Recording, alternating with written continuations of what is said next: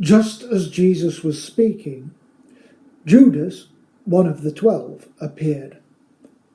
With him was a crowd armed with swords and clubs sent from the chief priests, the teachers of the law, and the elders. Now the betrayer had arranged a signal with them. "The one I kiss is the man. Arrest him and lead him away under guard." Going at once to Jesus, Judas said, "Rabbi," and kissed him. The men seized Jesus and arrested him.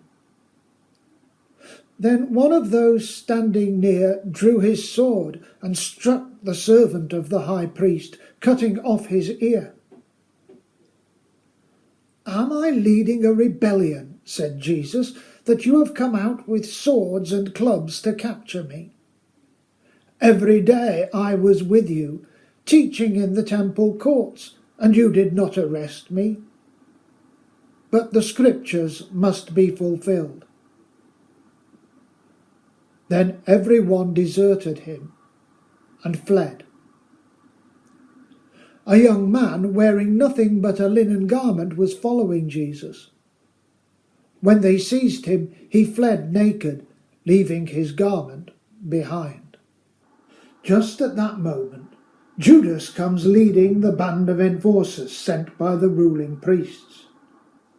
It would appear the ruling priests had a regular force, the temple guard, but the historian Josephus reports that they also had an irregular gang of thugs used to carry out their more dubious activities. The mention of clubs suggests the latter group were present at this time, perhaps with a small detachment of the temple guard.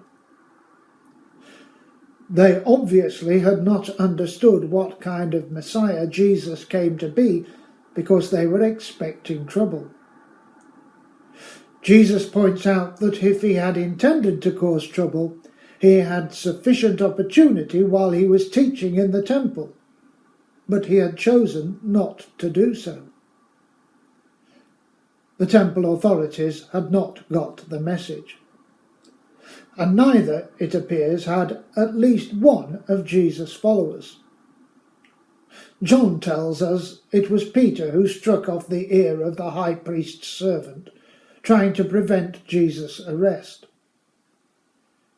Jesus, however, submits to what he knows to be the Father's will.